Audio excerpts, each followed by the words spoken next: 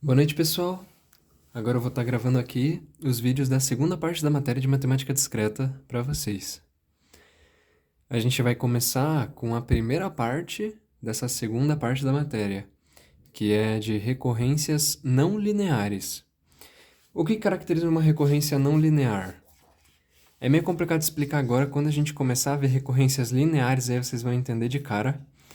Mas o ponto da recorrência não linear é o parâmetro com o qual a sua recorrência é chamada, ela não apresenta uma linearidade de decrescência, entendeu? Então, por exemplo, se eu chamo f de n é igual a tananã, que multiplica, sei lá, f de n menos 1, você percebe que existe uma linearidade entre n e n menos 1? Se a gente fosse montar uma PA, eu gosto de pensar como se fosse numa PA.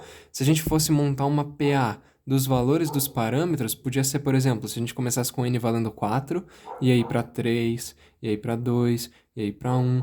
Dá para montar uma PA com esses valores, certo? Cuja razão vai ser menos 1. Então eu gosto de pensar assim, se você consegue montar uma PA, é porque é linear. Se você não consegue montar, é porque é não linear. Eu gosto de pensar assim, sabe? Eu não sei se isso tá escrito em algum lugar, provavelmente não, isso aí é mais coisa minha.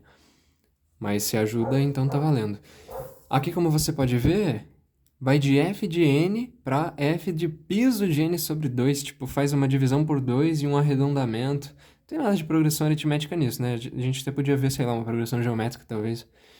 Mas não é uma PA, não é uma linearidade, não ocorre uma linearidade aqui entre esses parâmetros, então é uma recorrência não linear. Como é que a gente resolve recorrências não lineares? Vocês que viram as aulas devem ter visto que existem 3 fórmulas. Eu vou mostrar aqui nessa outra folha mesmo, para não ocupar a nossa folha do primeiro exercício. Mas como é que a gente resolve? Existem 3 fórmulas. A primeira seria alguma coisa mais ou menos assim, ó, f de n. Eu tô tirando de cabeça, tá? Pode ser que não seja exatamente essa, mas a fórmula maior eu vou lembrar, porque é a mais importante, é sempre que os professores cobram. F de n é igual... Digamos que a gente tem uma recorrência que é mais ou menos nesse estilo aqui, ó. F de n, que é igual a alguma coisa que multiplica, ou seja, um m de n, que multiplica a nossa recorrência. F de n sobre 2, qualquer coisa.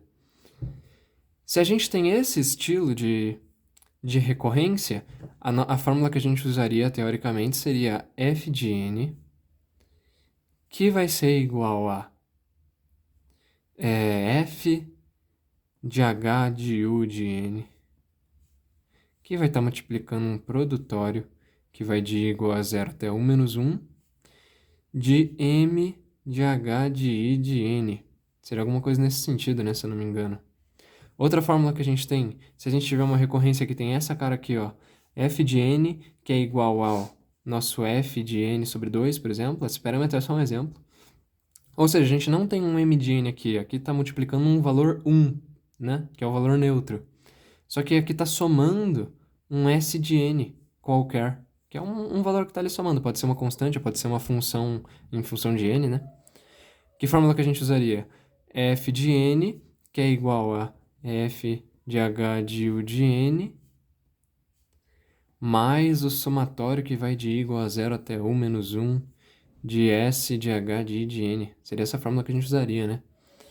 Ou a última, que é a maior, que é se a gente tiver uma recorrência que tenha mais ou menos essa cara aqui, ó. F de n, deixa eu só dar uma olhadinha aqui na gravação, beleza? F de n, que é igual a... Daí tem algum valor multiplicando aqui, um m de n, que multiplica a nossa chamada recursiva. Aqui eu mudei o parâmetro, mas tanto faz. E ainda por cima tem um s de n que está somando a nossa recorrência. Daí a gente usaria a maior fórmula, que é esse monstro aqui, ó. F de n, que é igual a f de h de u de n, que multiplica o produtório de igual a 0 até 1 menos 1 de m de h de i de n, né?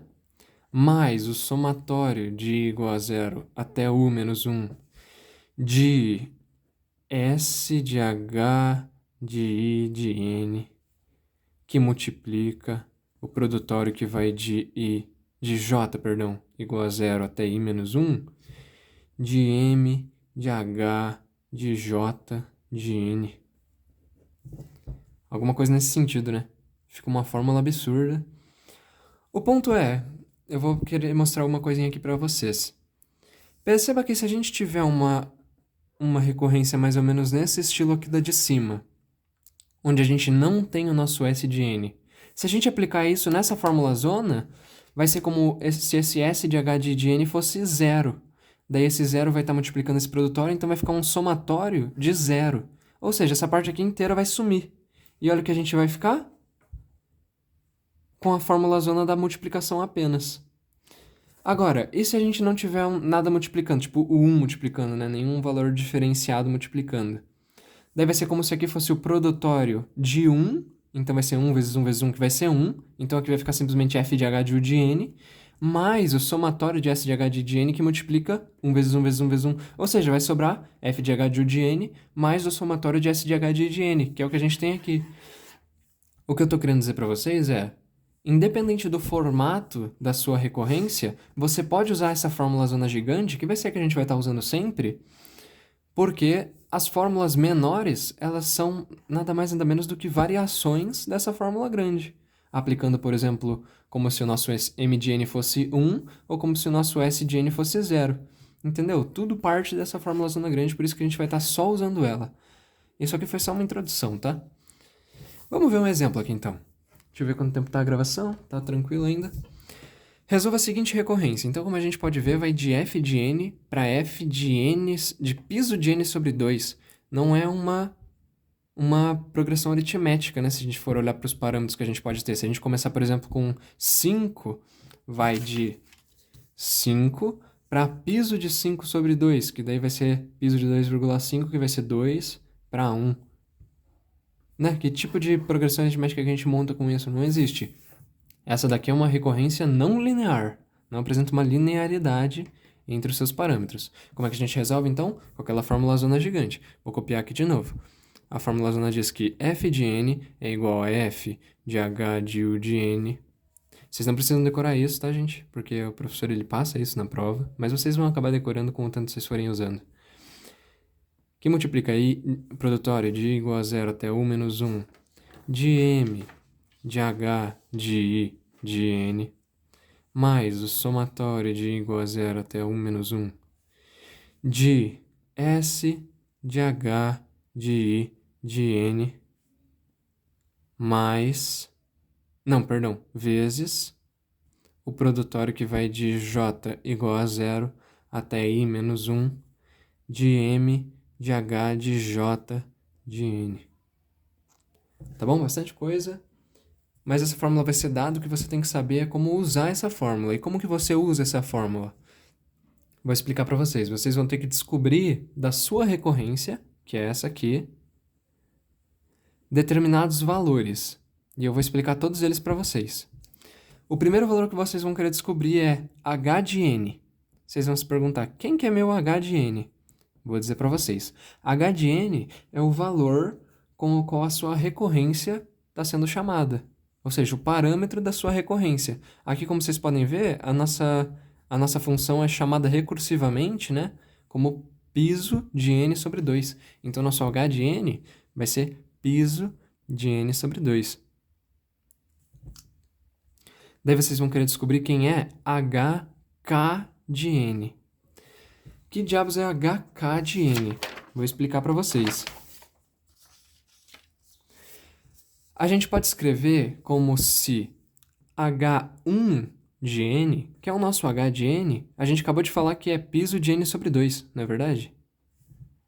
Então tá, h1 de n é piso de n sobre 2. Quem que é h2 de n? Como assim h2 de n? h2 de n é h de n. Só que nosso h de n não é piso de n sobre 2? Então isso aqui vai ser o h de piso de n sobre 2. Como o h de n era piso de n sobre 2, então h de piso de n sobre 2 vai ser piso, daí substitui o n pelo nosso novo parâmetro, piso de n sobre 2 sobre 2. Daí tem todo aquele negócio lá, né, de a função ser... Perdão pelo corte, gente, é que eu tive que dar uma pesquisada aqui. Mas é pela função ser integralizada.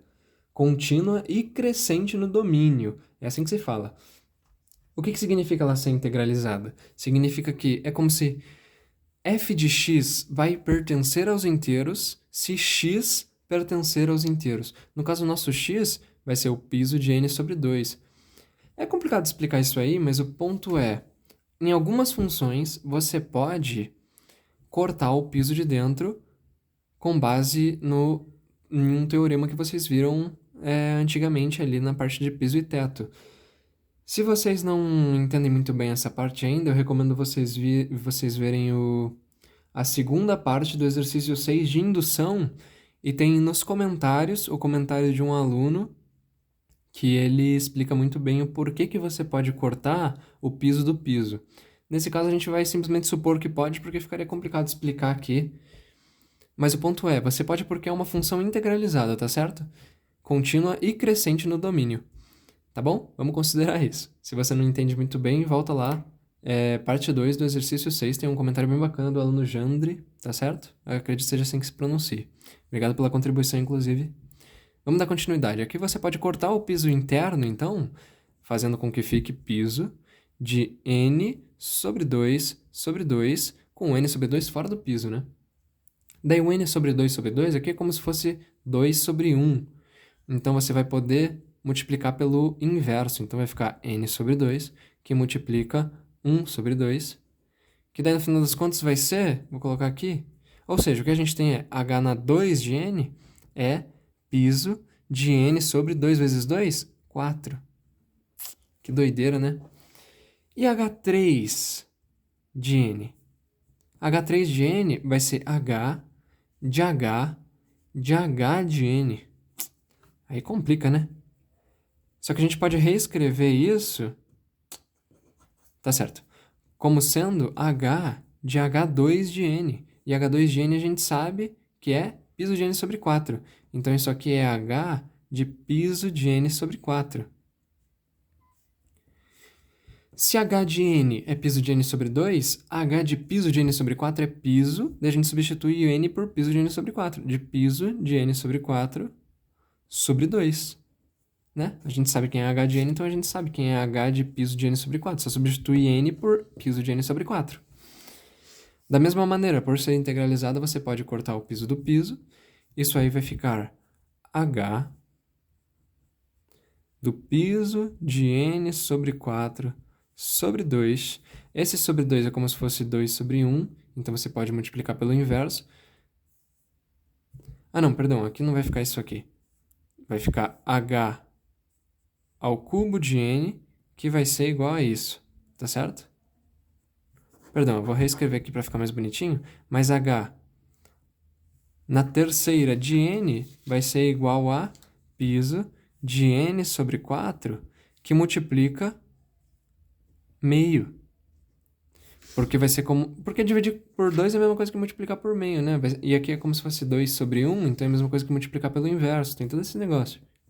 Isso aqui vai ser piso de n sobre 4 vezes 2, 8. Tá bom, o que a gente tem então? Vamos pensar. h de 1 de n, a gente sabe que é piso de n sobre 2. h na 2 de n, a gente sabe que é piso de n sobre 4. h na 3 de n, a gente viu que é piso de n sobre 8. Você percebe que isso aqui nada mais é do que piso de n sobre 2 elevado a 1? E isso aqui nada mais é do que piso de n sobre 2 elevado a 2? E isso aqui nada mais é do que piso de n sobre 2 elevado a 3? Ou seja, h na 1 de n é piso de n sobre 2 elevado a 1. h na 2 de n é piso de n sobre 2 elevado a 2. h na 3 de n é piso de n sobre 2 elevado a 3. Então, h na k de n, se a gente perceber o padrão que existe nisso, é o piso de n sobre 2 elevado a k. Deu para entender? É meio confuso. Conforme os vídeos forem passando, a gente vai realizando mais vezes isso daqui e vocês vão acabar pegando, eu acredito eu. Qualquer coisa, pergunta, né? Então aqui, o ponto é, h na k de n nada mais é do que piso de n sobre 2 elevado a k. Tá bom, passamos por uma etapa difícil. Vamos ir para o mais fácil agora então. Quem que é nosso M de N? Lembra que a gente estava vendo sobre M de N, S de N? M de N é o valor que multiplica a nossa chamada recursiva. É o 2, né? Que multiplica o F de piso de N sobre 2. Então M de N é 2. E nosso S de N é o valor que está somando a nossa chamada recursiva. No caso é 6N menos 1, se vocês perceberem aqui. Então S de N é 6N menos 1. Agora falta apenas 2. N0. Quem que é N0? N0 é o menor valor no qual a chamada recursiva ainda funciona. Como assim? Vocês estão vendo que essa chamada recursiva aqui, ela funciona para qualquer valor n maior do que 1. Qual que é o menor valor, então, onde essa chamada vai funcionar? É 2, né? Porque se n for 2, ele vai poder usar a chamada recursiva. A partir de n sendo igual a 1 para baixo, ele vai cair numa base qualquer. Então, o menor valor no qual a recorrência funciona é quando n é 2. Então, o n0, o n inicial, digamos assim, é 2. E, por fim, a gente tem o U. Quem que é o nosso U? Existe uma formulazinha para o U. A gente fala que o U é um mínimo K pertencente às naturais, tal que H na K de N seja menor do que N0. Como assim H na K de N seja menor do que N0? Vou explicar para vocês. Vocês percebem que, para que uma recursão funcione, o seu parâmetro da chamada recursiva ele tem que sempre ser menor do que o seu parâmetro original, né? Por quê? Porque a cada chamada ele tem que ir diminuindo, diminuindo até que ele caia numa base. Se ele for aumentando, ele vai aumentar infinitamente, né? Ele nunca vai chegar numa base. Então, para que a recorrência funcione, a sua chamada recursiva, o parâmetro da sua chamada recursiva, ela tem que ser um valor menor do que o seu parâmetro inicial, correto? A gente viu que a gente está chamando o nosso parâmetro para a chamada recursiva de h de n. E vocês perceberam por aqui que conforme nosso h de n aumenta, ou seja, h de 1 de n, vai ser menor do que h de 2 de n, que vai ser menor do que h de 3 de n, entendeu? Por quê? Justamente porque conforme a gente vai chamando recursivamente, o parâmetro vai diminuindo, diminuindo, diminuindo. Ou seja, h na k de n, conforme k aumenta, o nosso parâmetro, o nosso valor diminui, né? Conforme k aumenta, o nosso valor diminui. Então, por exemplo, se eu quisesse pegar um valor menor do que n0, que no nosso caso é 2, eu poderia falar, para cá valendo 1 milhão, né? Porque se h na 3 a gente já viu que é piso de n sobre 8, imagina h de 1 milhão. Pô, vai ser um valor absurdamente pequeno, com certeza menor do que n0. Só que a gente não quer pegar qualquer valor não quer pegar qualquer valor absurdo assim para chegar num valor minúsculo, certo? A gente quer pegar o menor valor possível para cá, para que h na k de n seja menor do que n0, entendeu? A gente não quer pegar qualquer valor absurdo para k, para aplicar em h na k de n, porque daí, claro que se a gente pegar um valor absurdo para k, o valor restante vai ser menor do que n0. Só que a gente não quer isso. A gente quer pegar o menor valor possível para k, tal que h na k de n seja menor do que n0, tá certo? Espero que não tenha ficado tão confuso. Qualquer coisa me pergunta, vão lá na monitoria, manda mensagem no Telegram. O ponto é, a gente pode substituir esse U igual a mínimo K por ciências naturais, tal que H na K de N seja menor do que N0, pelos valores que a gente já conseguiu de H na K de N e de N0. Então, o nosso U nada mais é do que o mínimo K pertencente aos naturais, tal que H na K de N. Quem que é H na K de N? Piso de N sobre 2 elevado a K. Tal que piso de N sobre 2 elevado a K seja menor do que N0. Quem que é N0? É 2. Tranquilo? Deixa eu ver o tempo da gravação, tá tranquilo? Beleza, e quem que é o mínimo K pertencentes naturais tal que piso de N sobre 2 elevado a K seja menor do que 2? Seria interessante se a gente conseguisse isolar o nosso K para que a gente visse quem que é esse K, né? Quem que é o menor K possível. Então vamos isolar esse K. O que a gente tem aqui nessa inequação? A gente tem que piso, eu vou fazer umas bordinhas aqui para não confundir, tá certo? A gente tem que o piso de N sobre 2 elevado a K é menor do que 2. Vocês concordam que se o piso de n sobre 2 elevado a k é menor do que 2, significa que o valor que está dentro desse piso também é menor do que 2? Por quê? Porque o valor que está aqui dentro pode chegar até 1,99999 para que o piso dele seja menor do que 2. Se o valor que está aqui dentro fosse igual a 2, o piso dele seria igual a 2 também, só que aqui a gente está vendo que esse valor é menor do que 2 e não menor ou igual a 2.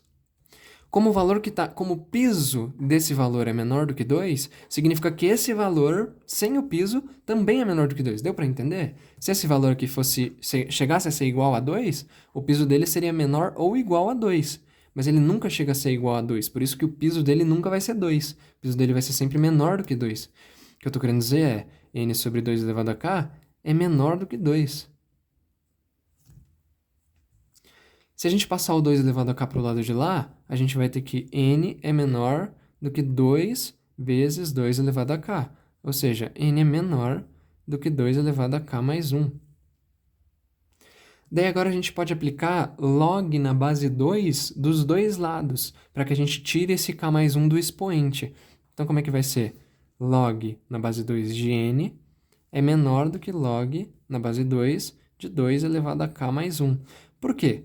Esse log na base 2 de 2 elevado a k mais 1 é como se a gente se perguntasse 2 elevado a quanto vai ser igual a 2 elevado a k mais 1?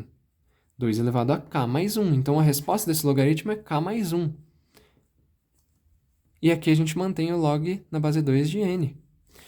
Então, invertendo para o lado de cá, vai ter que k vai ser maior do que log na base n, e daí passando o menos 1 para cá, menos 1. Deu para entender? Então, k vai ser maior do que logaritmo na base 2 de n, menos 1. Então, vamos novamente aplicar naquela nossa formulinha. U vai ser igual ao mínimo k pertencente aos naturais, tal que k seja maior do que log de n menos 1. Qual o menor valor que k pode assumir para que k seja maior do que log de n menos 1? Vocês concordam que o menor valor que k pode assumir, tal que ele seja maior do que log de n menos 1, é piso de log de n menos 1 mais 1? Por quê? Independente se log de n menos 1 for um valor inteiro ou não inteiro, o menor valor de k, tal que k seja maior do que ele, vai ser o piso dele mais 1. Então, por exemplo, ó, trazendo aqui uma folhinha auxiliar. Digamos que o log de n menos 1, sei lá, vai ser 4,3, chutando qualquer valor. Qual que é o menor valor de k que é maior do que 4,3, sendo k um natural? Vocês concordam que é arredondar esse valor de 4,3 para baixo e somar 1? Porque daí a gente vai ter 4 mais 1, que é 5. Tranquilo? Só que se esse valor aqui não for não inteiro, né? Se esse valor aqui pertencer aos inteiros, então se log de n menos 1 de repentemente for 5. Vocês concordam que o menor valor de k, que é maior do que 5, pode também ser escrito como piso de 5 mais 1, né? Porque daí vai ser 5 mais 1, que vai ser 6. Então, o que eu estou querendo dizer é, o menor valor de k, que é maior do que um valor qualquer x, sendo k pertencente aos naturais, vai ser sempre arredondar esse valor x para baixo e somar 1 nele. Então, nesse caso, o menor valor de k pertencente aos naturais, tal que k seja maior do que log de n menos 1, vai ser o piso de log de n menos 1 mais 1. Esse é o nosso valor de u. Complicado, né? Mas aqui a gente já tem quase tudo resolvido, tá certo? Aqui já tem mais ou menos aí uns 70 pontos da questão. Agora falta o quê? A gente aplicar esses valores que a gente conseguiu na nossa fórmula, que é essa gigantona aqui de cima. Então, o que a gente tem? A gente tem que f de n vai ser igual a f de h de u de n. Quem que é h de u de n? Bom, se a gente viu que h de k de n é piso de n sobre 2 elevado a k, h de u de n com certeza vai ser piso de n sobre 2 elevado a u. A gente só trocou o k pelo u, né? Que multiplica o produtório Deixa eu tentar colocar tudo aqui ao mesmo tempo. Aí. Produtório, que vai de i igual a 0 até u menos 1. A gente já descobriu o u, mas a gente ainda não vai colocar ele aqui, tá certo? A gente vai aplicar ele na próxima vez para não ficar muito confuso também. De m de h de i de n. Quem que é nosso m de h de i de n? A gente acabou de ver que nosso mn é 2. É um valor constante. Independente do valor que a gente colocar aqui para n, vai ser 2. Então, se for m de 1 milhão, vai ser 2. M de menos 3.000, vai ser 2. Então, independente de quem seja h de i de n, o nosso m de h de i de n vai ser 2. Tá certo? Mais o somatório, que vai de i igual a 0 até u menos 1, de S de h de i de n.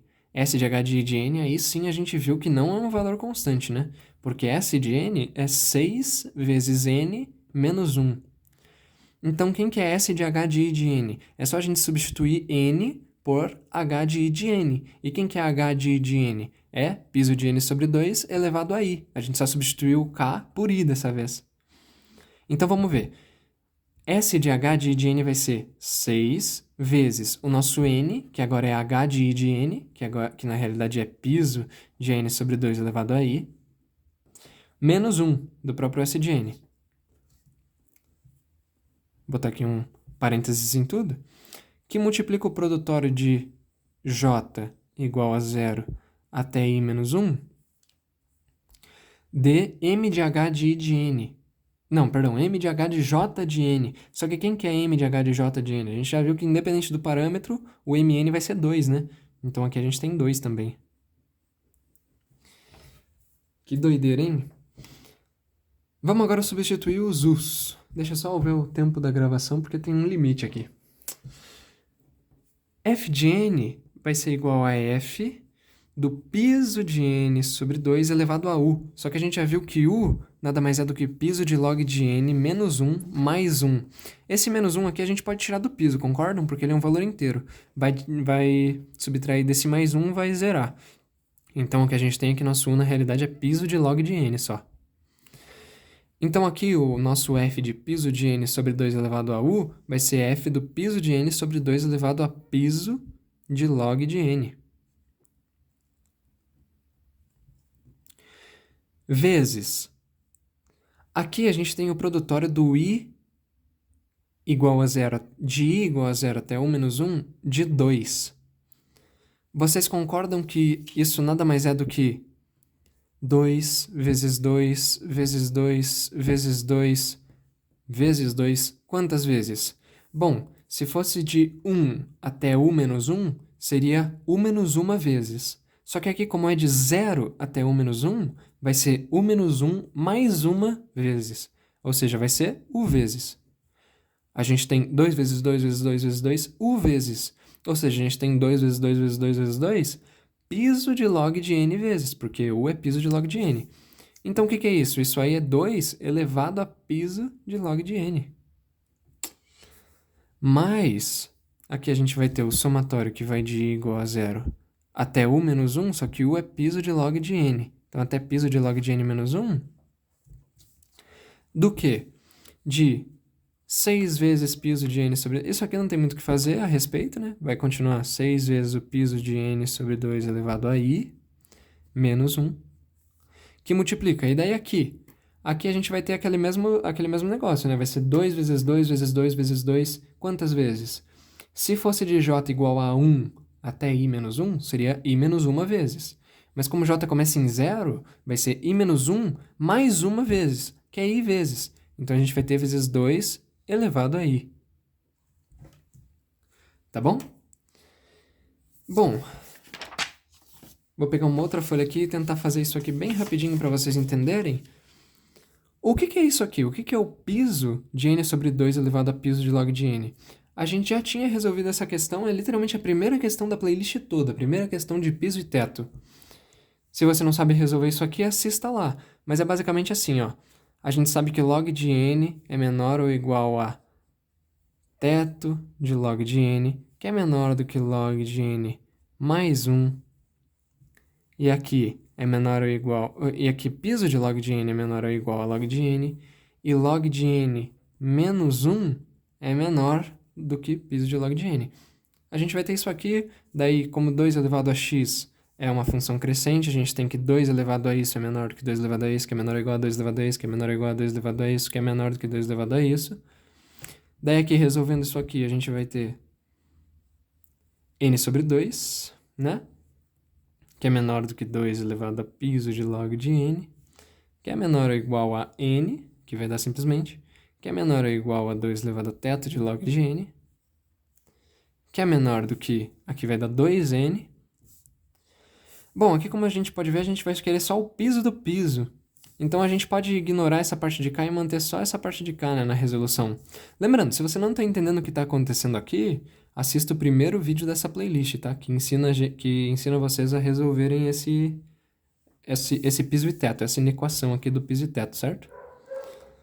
Se a gente colocar n sobre tudo isso, vai ficar que n sobre 2 é maior do que n sobre 2 elevado a piso de log de n, que é maior ou igual, perdão, né?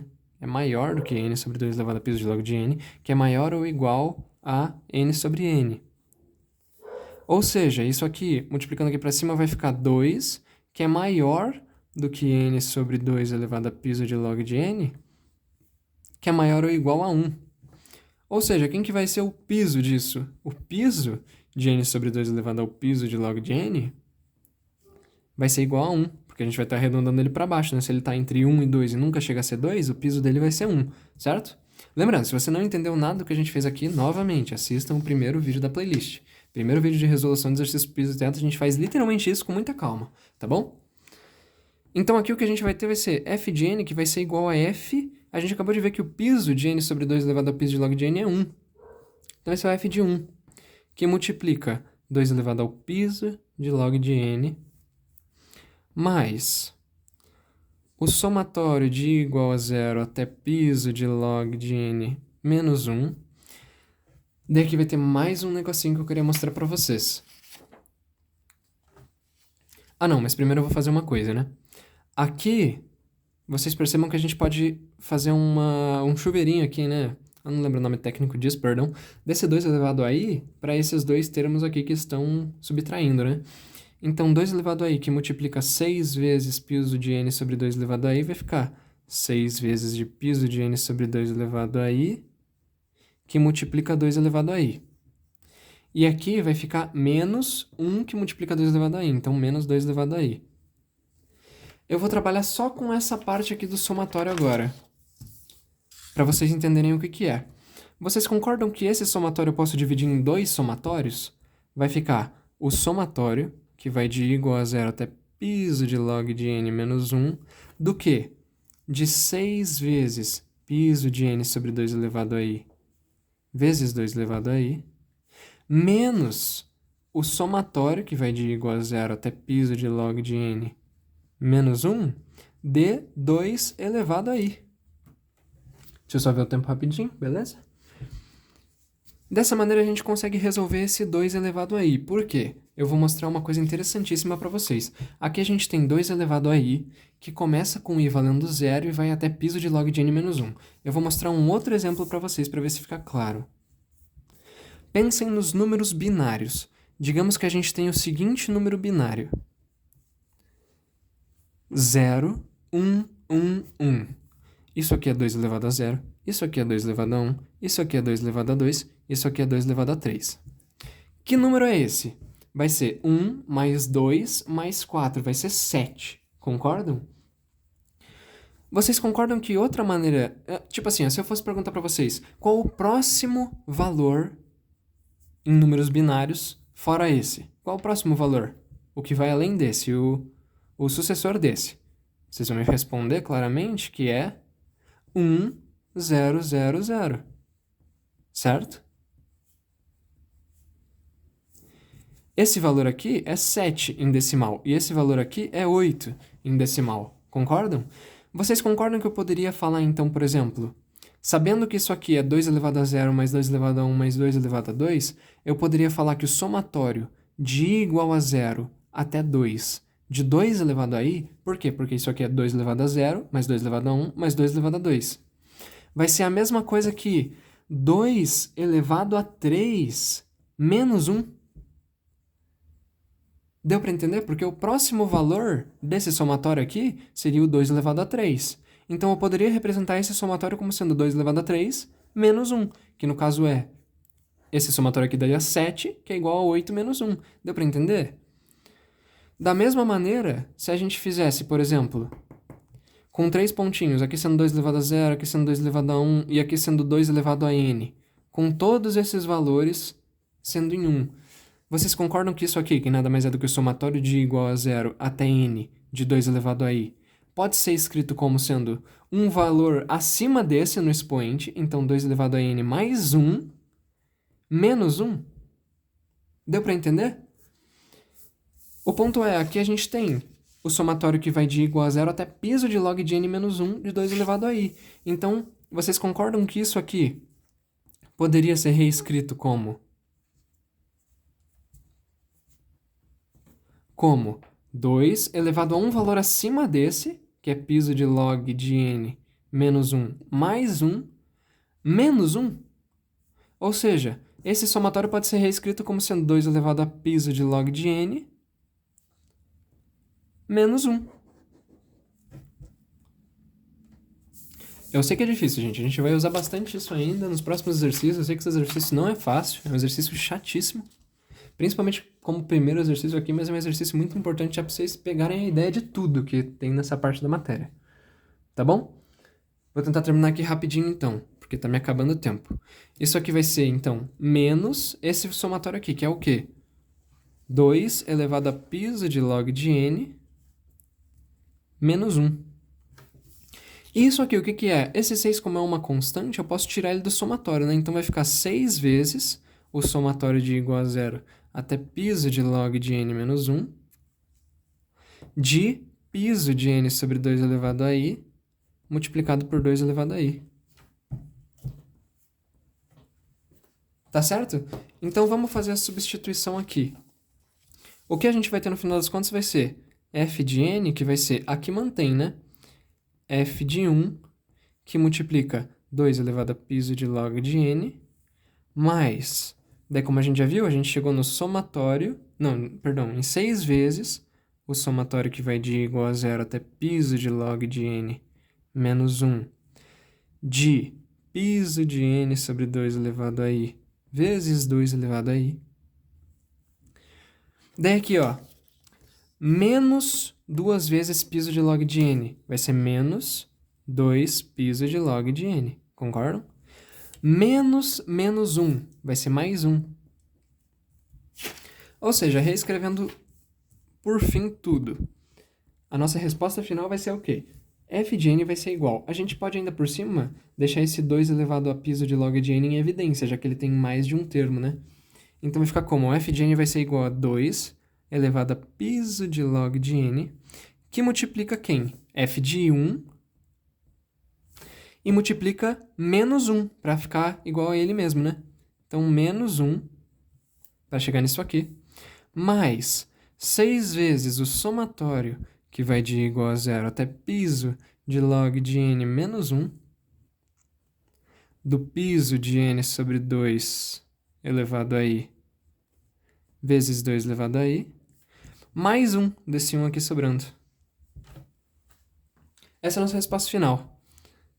Um capeta em forma de exercício, mas que apresenta todos os conceitos, basicamente, que a gente vai precisar para essa primeira parte da segunda parte da matéria, que é sobre recorrências não lineares. É isso que a gente vai estar fazendo todos os exercícios, tá bom? Vocês vão pegar o jeito, confiem em mim. Qual coisa, reassistam o vídeo, eu sei que ficou longo, ou assistam os próximos vão ter mais coisa nesse mesmo estilo. Vocês vão ver que a gente sempre faz a mesma coisa, e é isso que torna essa parte da matéria mais tranquila. Pode até parecer ridiculamente difícil nessa primeira bisoiada aqui que vocês deram, só que quando vocês virem que todos os exercícios a gente faz uma mesma receita de bolo, vocês vão ver que é tranquila. Tá bom? Até o próximo vídeo, rapaziada.